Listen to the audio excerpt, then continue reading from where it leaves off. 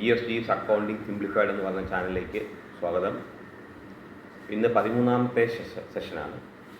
ഈ സെഷൻ വഴി നമ്മൾ ഇന്ന് നോക്കുന്നത് role of banks for the development of a country എന്നുള്ള വിഷയമാണ്. നമുക്കറിയാം banks are those institutions which provide financial assistance to persons as well as business എന്ന് നമ്മൾ പറഞ്ഞിട്ടുണ്ട്.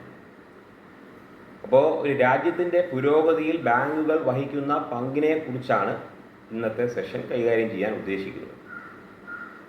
അപ്പോൾ നമുക്കറിയാം ബാങ്കുകൾ ബേസിക്കായിട്ട് ചെയ്യുന്നത് receiving deposits for the purpose of lending എന്നാണ് നമ്മൾ പറഞ്ഞു വരുന്നത്. അതായത് ആളുകളുടെ സേവിങ്സ് ഡെപ്പോസിറ്റായിട്ട് സ്വീകരിച്ചുകൊണ്ട് ആളുകൾക്ക് തന്നെ ആവശ്യമുള്ള പൈസ ലെൻഡ് ചെയ്തുകൊണ്ട് രാജ്യത്തിൻ്റെ പുരോഗതിയെ സഹായിക്കുക. ഇക്കണോമിക്സിൽ പറയുന്നത് തന്നെയാണ് നമ്മുടെ രാജ്യ പുരോഗതിക്ക് പ്രധാന ഘടകങ്ങൾ ആ രാജ്യത്തെ ആൾക്കാരാണ്. അതായത് പോപ്പുലേഷൻ, അവരുടെ per capita income, national income, health of the people, education. ഇതെല്ലാം ഒരു നേഷനെ സംബന്ധിച്ചിടത്തോളം ഈ ഡെവലപ്മെൻറ്റിന് സഹായിക്കുന്ന ഘടകങ്ങളാണ്. അപ്പോൾ ഇതിലെല്ലാം തന്നെ ബാങ്കുകളുടെ പങ്ക് ഒഴിച്ചു നിർത്താൻ പറ്റാത്ത ഒന്നാണ്. അപ്പോൾ ഈ ബാങ്കുകൾ രാജ്യത്തിൻ്റെ സാമ്പത്തിക പ്രക്രിയയിൽ ഏർപ്പെടുന്നത് 4 രീതിയിലാണെന്ന് പറയാം. ഏതൊക്കെ രീതിയിലാണെന്ന് വെച്ചാൽ, ആദ്യത്തേത് capital formation, 2 employment generation, 3 providing funds, 4 asset management. അപ്പോൾ ഈ 4 എണ്ണത്തിൻ്റെ ഒരു വിവരണം വരുമ്പോൾ തന്നെ ബാങ്കിൻ്റെ പങ്ക് നമുക്ക് മനസ്സിലാക്കാൻ കഴിയും. അപ്പോൾ ആദ്യത്തെ തന്നെ ക്യാപിറ്റൽ ഫോർമേഷനിൽ നമുക്കറിയാം ഇൻവെസ്റ്റേഴ്സിന് ഈ ലോൺ ഫെസിലിറ്റി ലഭ്യമാക്കിക്കൊണ്ടാണ് ബാങ്കുകൾ പ്രവർത്തിക്കുന്നതെന്ന് നമുക്കറിയാം. അപ്പോൾ ഇങ്ങനെ ഈ ഫൈനാൻഷ്യൽ ഹെൽപ്പ് കൊടുത്തിട്ട് ക്യാപിറ്റൽ ഡെഫിഷ്യൻസി, അല്ലെങ്കിൽ ഈ ക്യാപിറ്റൽ എന്ന് പറയുന്ന വേർഡ് വളരെ വിപുലമായൊരു വേർഡാണ്. മൂലധനം എന്ന് പറയുമെങ്കിലും ബിസിനസ്സിൽ നമ്മളത് ക്യാപിറ്റൽ എന്ന് പറയും. പക്ഷേ ലോകം മൊത്തം, അതായത് ലോകത്ത് ഈ ക്യാപിറ്റൽ എന്ന് പറയുന്ന കോൺസെപ്റ്റ് വളരെ വലുതാണ്. ഒരു കൺട്രിയെ സംബന്ധിച്ചിടത്തോളം അവിടുത്തെ മൂലധനം അല്ലെങ്കിൽ ക്യാപിറ്റൽ എന്ന് പറയുന്നത് ഞാൻ നേരത്തെ പറഞ്ഞ ഘടകങ്ങളെല്ലാം ഉൾക്കൊള്ളുന്നതാണ്. പ്രധാനമായിട്ടും അവിടുത്തെ ജനങ്ങളാണ്. അതായത് പോപ്പുലേഷൻ, അവരുടെ ഹെൽത്ത് കണ്ടീഷൻ, എഡ്യൂക്കേഷൻ, ഇൻഫ്രാസ്ട്രക്ചർ, ഇതെല്ലാം തന്നെ ക്യാപിറ്റലിനെ ബാധിക്കുന്ന കാര്യമാണ്. അപ്പോൾ ഇവിടെ ബാങ്കുകൾ ആളുകളിൽ നിന്ന് ഡെപ്പോസിറ്റ് സ്വീകരിക്കുന്നു. അതുപോലെ തന്നെ ആ ഡെപ്പോസിറ്റിന് ഇൻട്രസ്റ്റ് കൊടുക്കും. അതുപോലെ തന്നെ ആവശ്യമുള്ള, അതായത് ഫിനാൻസ് ആവശ്യമുള്ള ആൾക്കാർക്ക് അത് ലെൻഡ് ചെയ്യുകയും ചെയ്യും. അങ്ങനെ ബാങ്കുകൾ ഡെപ്പോസിറ്റ് സ്വീകരിച്ചുകൊണ്ട് കൊടുക്കുന്ന ഇൻട്രസ്റ്റ് ആണ്. ആ ഇൻട്രസ്റ്റ് നമ്മൾ ഫണ്ടിങ് കോസ്റ്റ് എന്ന് വിളിക്കും. അതുപോലെ തന്നെ ബോറോ ചെയ്ത ആൾക്കാർ ബാങ്കിന് കൊടുക്കുന്ന ഇൻട്രസ്റ്റിനെ ലെൻഡിങ് റേറ്റ് എന്ന് വിളിക്കും.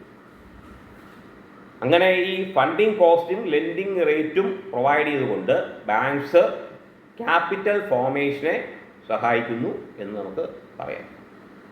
രണ്ടാമത്തെ പറഞ്ഞത് എംപ്ലോയ്മെൻറ്റ് ജനറേഷനാണ്. ഇവിടെ നമുക്കറിയാം ഈ ബാങ്കിങ് റിക്രൂട്ട്മെൻറ്റ് ബോർഡുണ്ട്, അതായത് BSRB. അതുപോലെ തന്നെ institute of business personal, institute of banking personal selection എന്ന് പറഞ്ഞൊരു ഒരു ഇൻസ്റ്റിറ്റ്യൂഷൻ ഉണ്ട്, IBPS.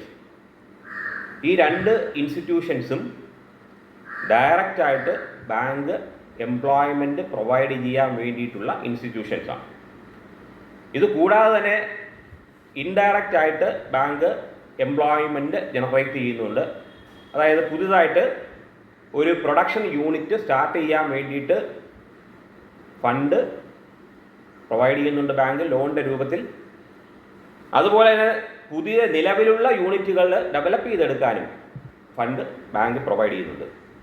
ഇങ്ങനെ പുതുതായി തുടങ്ങുന്ന സ്റ്റാർട്ടപ്പുകൾക്കും നിലവിലുള്ളവയ്ക്കും ഫിനാൻഷ്യൽ ഹെൽപ്പ് നൽകി ബാങ്കുകൾ എംപ്ലോയ്മെൻറ്റ് ജനറേഷനിൽ പങ്കാളികൾ ആകുന്നുണ്ട് എന്ന് പറയാം. അപ്പോൾ തൊഴിലവസരങ്ങൾ സൃഷ്ടിക്കുന്നതിൽ ബാങ്കിൻ്റെ പങ്ക് ഒഴിവാക്കാൻ പറ്റില്ല. മൂന്നാമത്തത് പ്രൊവൈഡിങ് ഫണ്ട് എന്നാണ്. എങ്ങനെയാണ് ബാങ്കുകൾ ഫണ്ട് പ്രൊവൈഡ് ചെയ്യുന്നത് നമുക്കറിയാം. നമ്മൾ ഒരു നല്ല ഇന്നൊവേറ്റീവ് ഐഡിയ ഉള്ള ഒരുപാട് ഇൻഡിവിജ്വൽസ് നമ്മുടെ സമൂഹത്തിലുണ്ട്. പഠിച്ചിറങ്ങിയിട്ട് എന്ത് ചെയ്യണമെന്ന് അറിഞ്ഞുകൂടാതെ അപ്പോൾ ഒരു ബിസിനസ് അല്ലെങ്കിൽ സ്റ്റാർട്ടപ്പ് സ്റ്റാർട്ട് ചെയ്യാം എന്ന് വിചാരിക്കുമ്പോൾ അവിടെ മുന്നിൽ ഒരു പ്രശ്നമായി വരുന്നത് ക്യാപിറ്റലാണ്, നേരത്തെ പറഞ്ഞ പോലെ. അപ്പോൾ ഇവിടെ ബാങ്ക് എന്താ ചെയ്യുക? ലോൺ നൽകിക്കൊണ്ട് ഈ പറയുന്ന പോലെ വർക്കിംഗ് ക്യാപിറ്റൽ പ്രൊവൈഡ് ചെയ്യുക വഴി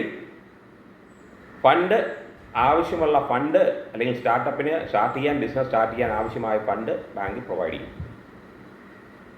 അപ്പോൾ അങ്ങനെ വ്യവസായ പുരോഗതിയിൽ ബാങ്കുകൾ പങ്കുവഹിക്കുന്നുണ്ട്.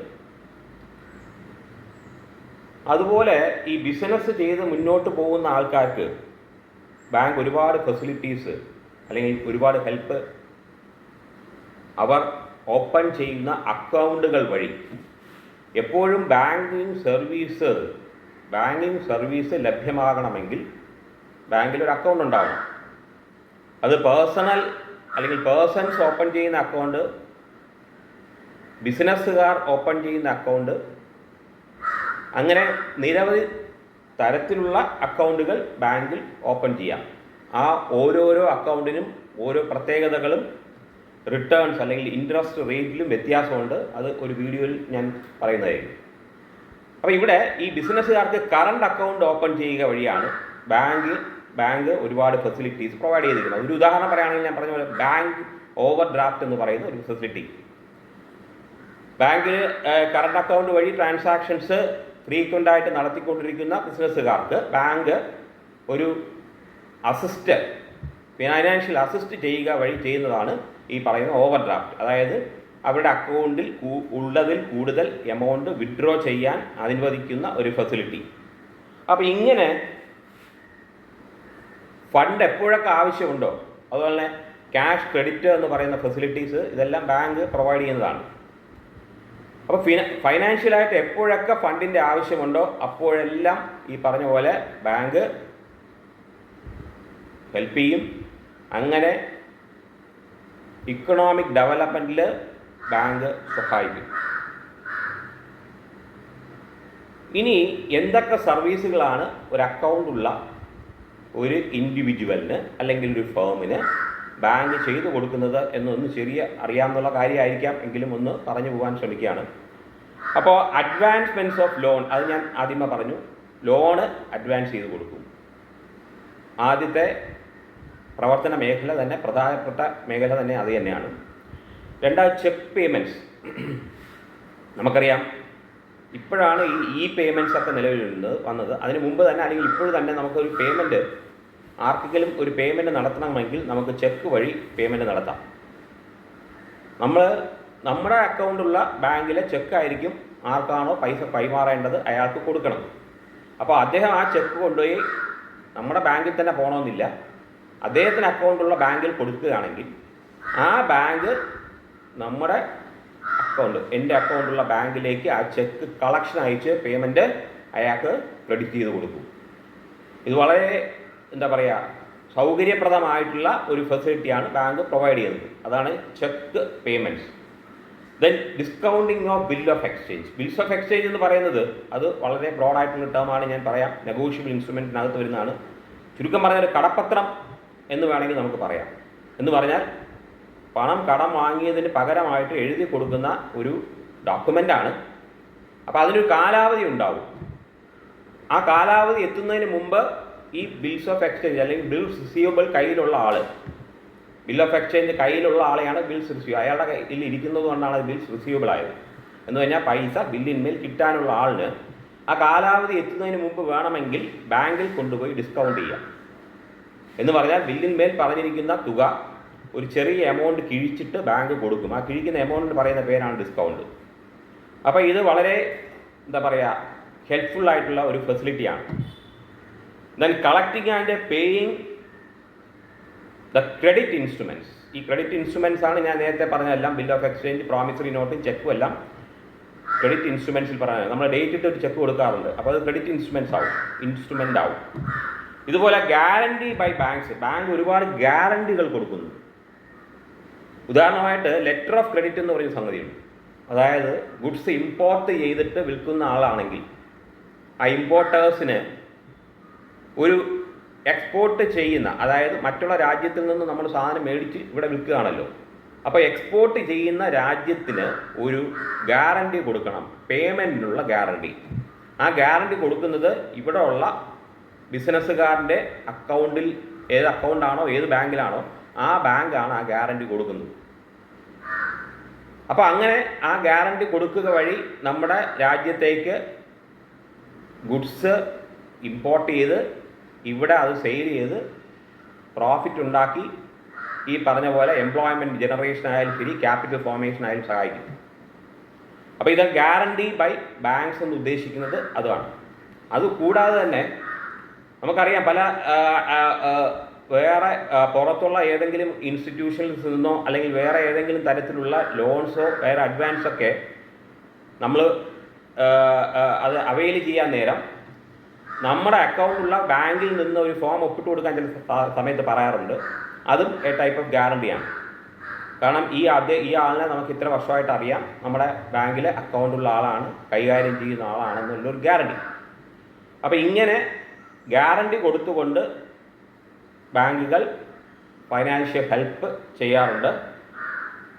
അടുത്ത കൺസൾട്ടൻസിയാണ്. നമുക്ക് ഉള്ള സാമ്പത്തികപരമായിട്ടുള്ള അല്ലെങ്കിൽ വേറെ ഏതെങ്കിലും തരത്തിലുള്ള സംശയങ്ങൾക്ക് ഒരു ബാങ്ക് കൺസൾട്ടൻ്റായിട്ട് പ്രവർത്തിക്കാറുണ്ട്.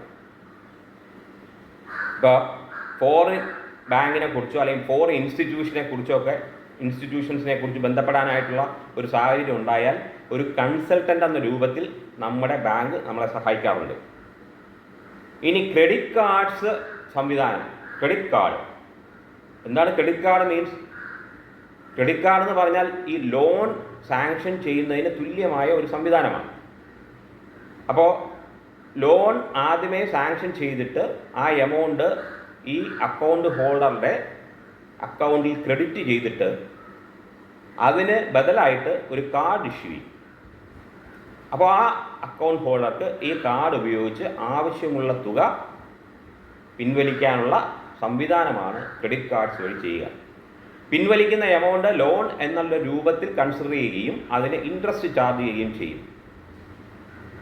അപ്പോൾ ഇതുപോലെ ഈ ക്രെഡിറ്റ് കാർഡും ഡെബിറ്റ് കാർഡുമായിട്ട് നോക്കിക്കഴിഞ്ഞാൽ ഈ ഡെബിറ്റ് കാർഡും ബാങ്കുകൾ പ്രൊവൈഡ് ചെയ്യുന്ന ഒരു കാർഡ് തന്നെയാണല്ലോ.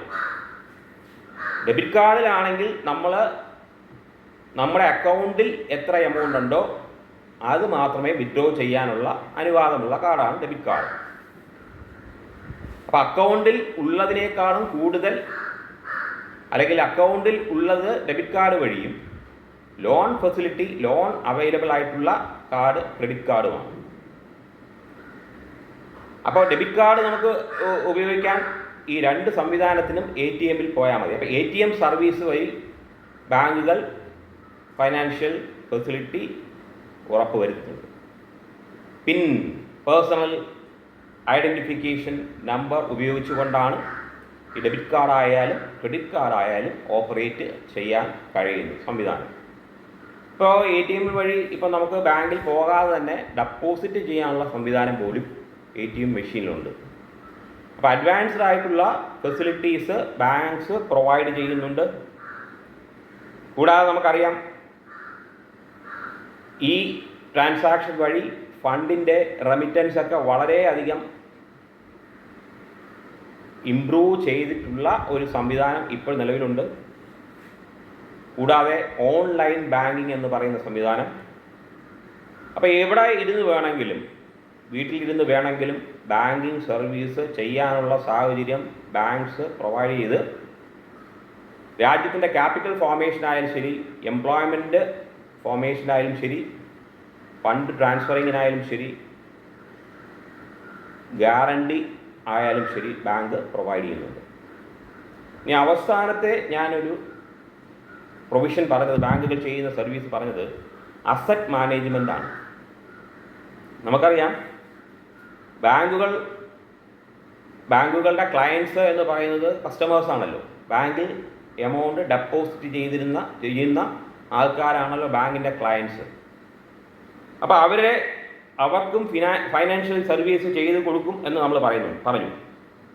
അപ്പോൾ ഇവരുടെ ഈ ലക്ഷ്യം എന്താണ്, അല്ലെങ്കിൽ അവരുടെ ഗോൾ എന്താണ് എന്ന് അറിഞ്ഞിട്ടാണ് ബാങ്കുകൾ പലതരത്തിലുള്ള ഡെപ്പോസിറ്റ്സ് സ്വീകരിക്കുന്നത്.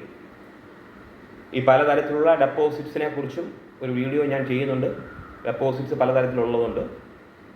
അപ്പോൾ അങ്ങനെ സേവിങ്സ് ഡെപ്പോസിറ്റിൻ്റെ രൂപത്തിൽ ബാങ്കുകൾ സ്വീകരിച്ചുകൊണ്ട് ക്ലയൻസിൻ്റെ അല്ലെങ്കിൽ കസ്റ്റമേഴ്സിൻ്റെ അസറ്റ്സിനെ പ്രൊട്ടക്റ്റ് ചെയ്യുന്നുണ്ട് ബാങ്കുകൾ. ഇപ്പോൾ ഗോൾഡ് ലോൺ സംവിധാനം ഉണ്ടല്ലോ, അത് വളരെ പ്രധാനപ്പെട്ട ഒന്നാണല്ലോ. ഇപ്പോൾ ഗോൾഡ് എന്ന് പറയുന്നത് കസ്റ്റമറുടെ അസറ്റാണ്, അത് സംരക്ഷിക്കേണ്ടത് ബാങ്കിൻ്റെ ചുമതലയായല്ലോ. അതുപോലെ ബാങ്ക് ലോൺ ഫെസിലിറ്റി പ്രൊവൈഡ് ചെയ്യുമ്പോൾ ആവശ്യമായ സെക്യൂരിറ്റി സ്വീകരിച്ചുകൊണ്ട് ബാങ്കിൻ്റെ അസറ്റ് തന്നെ ബാങ്ക് പ്രൊട്ടക്റ്റ് ചെയ്യുന്നുണ്ട്. കാരണം അതാണ് നമ്മൾ ഈ സെക്യൂരിറ്റി വാങ്ങിക്കുക, അതായത് മോർട്ട്ഗേജ് ലോണിൻ്റെ പ്രത്യേകത. മോർട്ട്ഗേജ് എന്ന് പറഞ്ഞാൽ എന്തെങ്കിലും മോർട്ട്ഗേജ് ചെയ്തുകൊണ്ട് ലോൺ ബോറോവർക്ക് കൊടുക്കുക, മോർട്ട്ഗേജ് ചെയ്തുകൊണ്ട് വാങ്ങാം, ലോൺ ഫെസിലിറ്റി പ്രൊവൈഡ് ചെയ്ത ബാങ്ക് പ്രൊവൈഡ് ചെയ്യും. അപ്പോൾ ആ സെക്യൂരിറ്റി എന്തുകൊണ്ടാണ് മേടിക്കുന്നത്? ഞാൻ അത് എന്താണ് ഈ പറഞ്ഞ റീപേയ്മെൻറ്റ് ത്വരിതപ്പെടുത്താനും അതുപോലെ തന്നെ ബാങ്കിൻ്റെ അസറ്റ് ബാങ്കിന് പ്രൊട്ടക്റ്റ് ചെയ്യാനുമാണ്. അതുപോലെ തന്നെ ബാങ്കിൻ്റെ ലയബിലിറ്റി കുറച്ചു കൊണ്ടുവരാനും ഈ പറയുന്ന പോലെ അസറ്റിൻ്റെ പ്രൊട്ടക്ഷൻ വഴി സഹായിക്കും. കാരണം എപ്പോഴായാലും ബാങ്കിന് ലയബിലിറ്റി ഉണ്ടായാൽ അത് അസറ്റിൽ നിന്നാണ് തീർക്കേണ്ടതെന്ന് നമുക്കറിയാം, നമ്മൾ ബിസിനസ് പഠിക്കുന്നുണ്ട്. അപ്പോൾ ഇങ്ങനെ ബിസിനസ്സിനെയും അതുപോലെ തന്നെ ഇൻഡിവിജ്വൽസിനെയും ഫൈനാൻഷ്യലായിട്ട് ഹെൽപ്പ് ചെയ്തുകൊണ്ട് അല്ലെങ്കിൽ പല വിധത്തിലുള്ള സർവീസുകൾ പ്രൊവൈഡ് ചെയ്തുകൊണ്ട് ബാങ്ക്സ് ഒരു രാജ്യത്തിൻ്റെ ഇക്കണോമിക് ഡെവലപ്മെൻറ്റിനെ സഹായിക്കുന്നു എന്ന് വ്യക്തമാക്കാനാണ് ഞാൻ ഈ വീഡിയോ വഴി ശ്രമിച്ചത്. വീണ്ടും വീഡിയോകൾ പ്രതീക്ഷിക്കാം. സബ്സ്ക്രൈബ് ചെയ്തിട്ടുള്ള എല്ലാവർക്കുമുള്ള നന്ദി ഒരിക്കൽ കൂടി അറിയിച്ചുകൊണ്ട് ഇന്നത്തെ വീഡിയോ ഇവിടെ അവസാനിക്കുകയാണ്. Thank you.